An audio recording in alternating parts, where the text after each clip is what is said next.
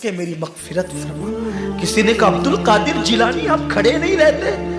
فرمایا شرم آتی ہے کیا منہ لے کر کھڑا رہا۔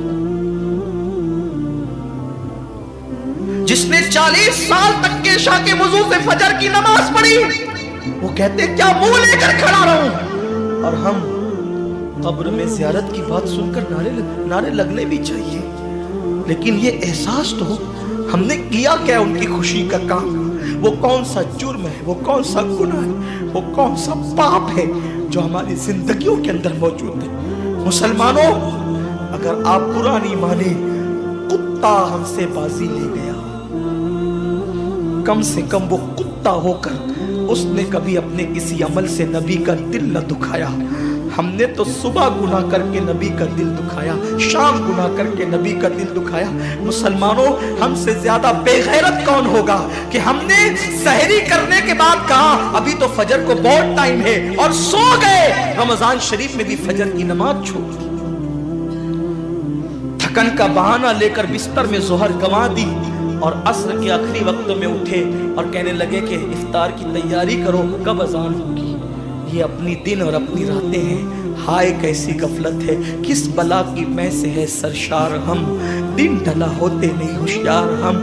سالبہ کہتے ہیں عمر کیا میرے محبوب کو میرے گناہ کی خبر ہو گئی؟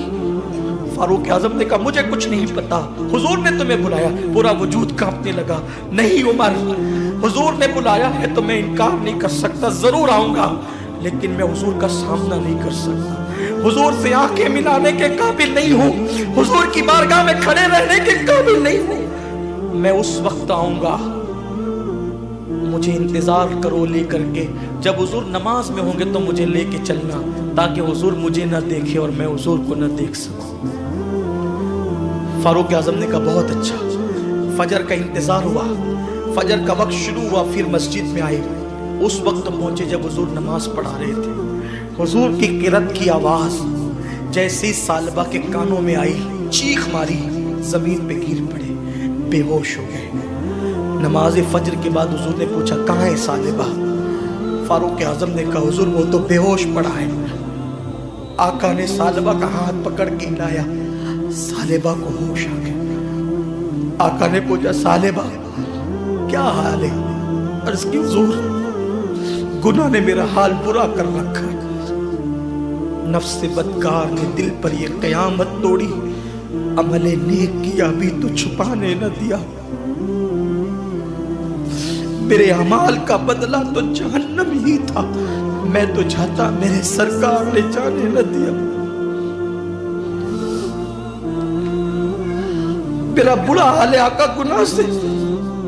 سرکار نے فرمایا اے سالبہ میں تجھے ایک ایسی آیت نہ بتاؤں کہ جس کو پڑھنے کے بعد سارے گناہ بخش دیے جاتے ہیں؟ ایسی آیت نہ بتاؤں؟ سالبہ نے کہا حضور بتائیں۔ فرمایا جو کہتا ہے ربنا آتنا فی الدنیا حسنہ وفی الآخرۃ حسنہ وقنا عذاب النار، جو یہ آیت پڑھتا ہے اللہ اس کے سارے گناہوں کو بخش دیتا ہے۔ سالبہ نے کہا مگر آقا میرا گناہ بہت بڑا ہے، ایک نہاتی ہوئی عورت پر نہ چاہتے ہوئے نظر پڑ گئی اور پہلی نظر پھیر لی، اتنا احساس ہے گناہ کا۔ میرے جوان تیری آنکھوں کا کیا ہوگا؟ تو نے تو زنا کے مناظر پوری پوری رات دیکھ کر کے گزارا، تیری آنکھوں کا کیا ہوگا؟ تو نے تو نامحرم عورتوں کے کندھوں پہ ہاتھ رکھ کر پارکوں کی سیر کی، تو نے تو فون پر لمبی لمبی گفتگو کر کے لڑکیوں کو زنا کی دعوت دی۔ اسی لیے پیدا ہوا تھا انسان، اسی لیے قدرت نے ہمیں پیدا کیا تھا، اور کب تک گناہ کریں گے؟ جوانی کب تک رہے گی؟ طاقت کب تک رہے گی؟ جیسے ہی سالبہ نے یہ بات کہی نا آقا مگر میرا گناہ بہت بڑا ہے، آقا نے کہا سالبہ تیرا گناہ بڑا نہیں، اللہ کا کلام بڑا ہے۔ روتے ہیں سالبہ حضور میرے گناہ کی آپ کو خبر ہو گئی؟ حضور نے کوئی جواب نہ دیا۔ کیوں؟ اس لیے کہ آج جو عیب کسی پر نہیں کھلنے دیتے، کب وہ چاہیں گے میری حشر میں رسوائی ہو۔ سالبہ رو رہے ہیں، آقا نے کہا لے جاؤ سلمان ان کے گھر پہنچا دو۔ حضرت سالبہ ابن عبدالرحمن کو ان کے گھر پہنچایا گیا.